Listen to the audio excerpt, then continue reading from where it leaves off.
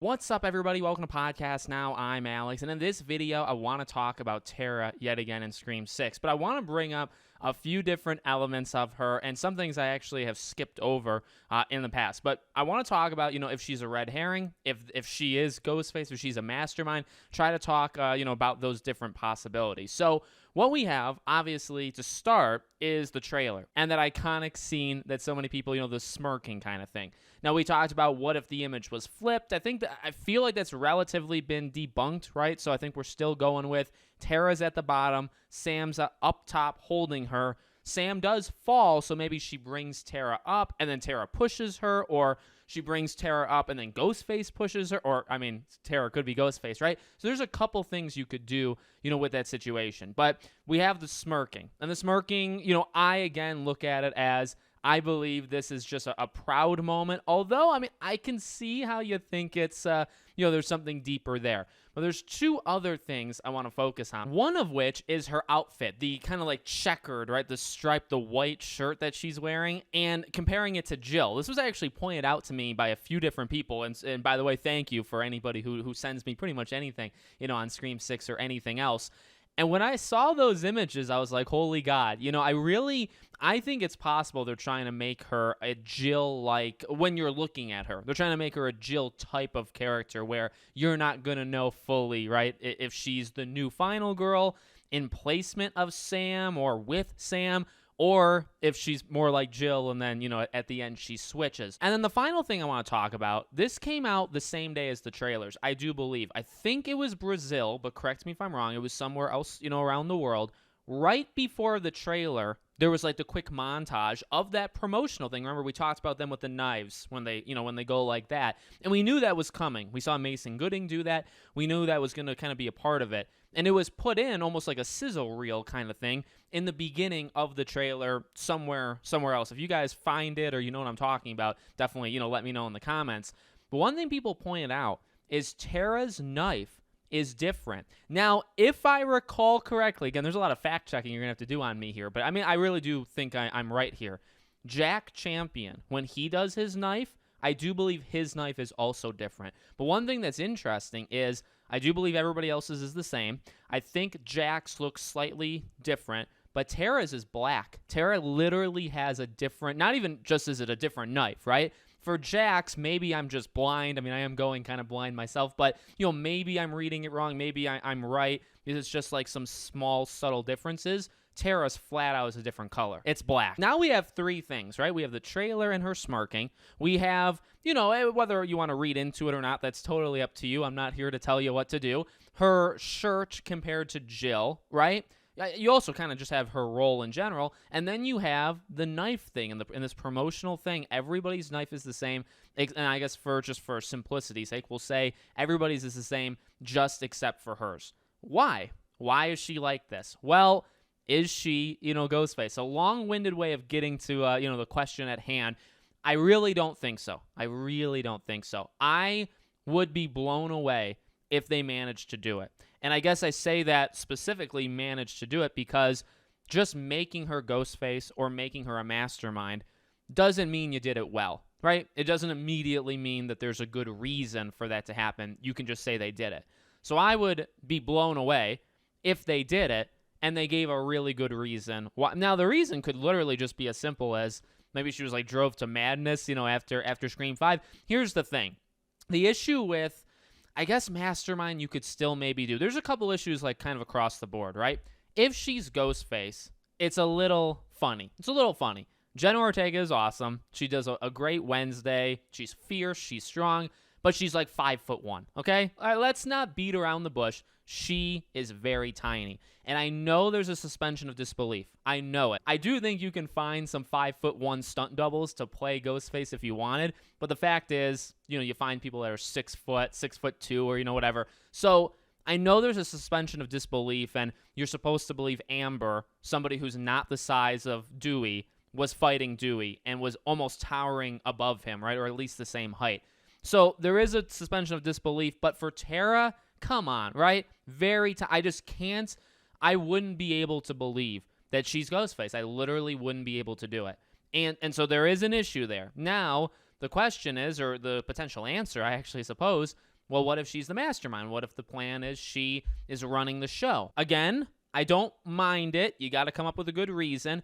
But the one thing I'm very specific on and would be pretty harsh on, you need to make it a reason post Scream 5.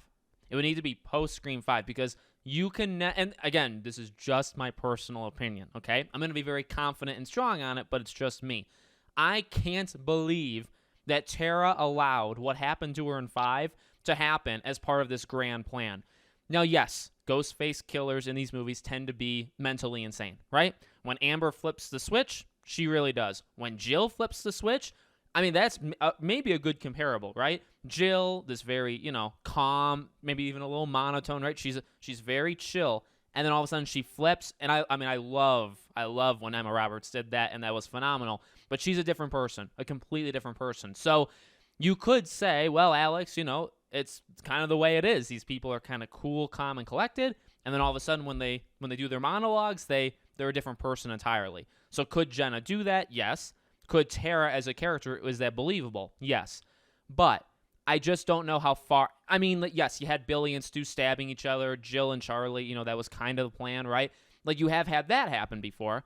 But again, at the same time, like, Tara was so close to death. Now, yes, she didn't die, and you could ask the question, well, killing Tara. And I have always thought this, and this is a very good point, to play devil's advocate constantly.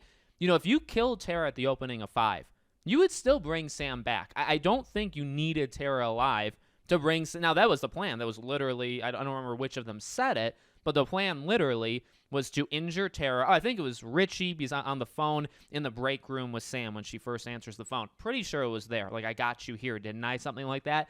But, like, you could have killed her. You could have killed Tara, and then Sam still would have come for, like, a funeral or something. You know what I mean? No, maybe there would have been more eyes, more press. Maybe it would have been safer to do what they did. So again, playing devil's advocate, I don't believe that Tara would allow herself to get as close to death as she did with a broken leg and stabbing through the hand and all these cuts on her and all this stuff. I just don't think you would go that far. But at the same time, you could make the reverse argument where it's like, well, I mean, they could have killed her. Like, why keep her alive? But again, like, it's just, do you trust what they said in the movie? Because they literally say that. So it's like, are they lying to you to be, like, retconned later? Retconned, right? Or are they, are they telling the truth in the moment, right? So, but I just think that really is the defining moment that stops Tara from being a mastermind of the entire thing. I wouldn't be surprised if 6 does, fancy this, 6 connects to 5, right? I wouldn't be surprised if 5, 6, 7 all has some sort of theme. If they wanted to do a mastermind-like thing, well, in fact, Roman is the mastermind. And although, 2 doesn't necessarily connect to 3, the idea was basically going back to your roots in 1 for 3 and introducing this person that set the whole thing up. So like 7, 7, they could retroactively go back to 5 and kind of build from there. So you could do it. You could have Tara being part of the bigger picture. I just think if you're going to make her anything, if she goes mentally insane, I think that has to be because of the events of 5. Not before 5. She wasn't nuts before 5. She literally was a victim who was targeted just to get Sam, right? So she was kind of like cannon fodder.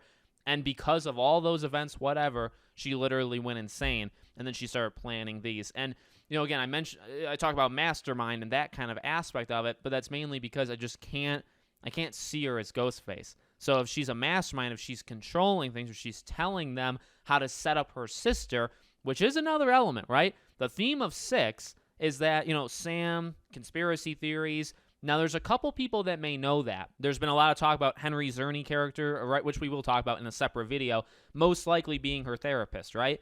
What do therapists know? Well, they kind of know your secrets, right, if you tell them. So if Sam tells this therapist her inside thoughts, he would be a prime suspect to be Ghostface, right? Because if you're setting it up, if you're making it look like it's Sam, maybe that person knows some things, and the therapist would make a lot of sense. Who else knows? Before even the therapist, her sister. She would know. So she would know Sam's deepest, darkest stuff. She was a first-hand witness, for some of the stuff and all that. So I think it would make sense that Tara knows, and she would also be able to kind of set the whole thing up. But yet again, if you throw Tara under the bus for that, you can almost throw Mindy and Chad under the bus, because they were Tara wasn't even in the same room, though. I was going to say Minnie and Chad were both unconscious in different locations, dying, bleeding out. But Tara wasn't there yet either. She was, assumingly knocked out as well, and she came up when Amber attacked for the final time, right? So, if you bring Tara into that conversation where it's like, well, she knows Sam. Well, Mindy and Chad know enough. They don't know probably as much as Tara, but they know enough to do it. So it's tough. Again, I love talking about it. Again, just one more time what I said in the beginning. I think if they did it and there's a rad reason and it's super cool, like, go for it. Go for it. That would be so freaking sweet and different. At the same time, I just don't think it's going to happen. I don't. And that's okay. And if you do, that's totally fine. I want to hear from you in the comments. So with that being said, let me know. Do you think Tara is a part of it? Do you think Tara is just a red herring? Like I believe that's kind of the idea here. But let me know what you think. Make sure you guys are subscribed, bell icon turned on, and I hope to see you all on the next one.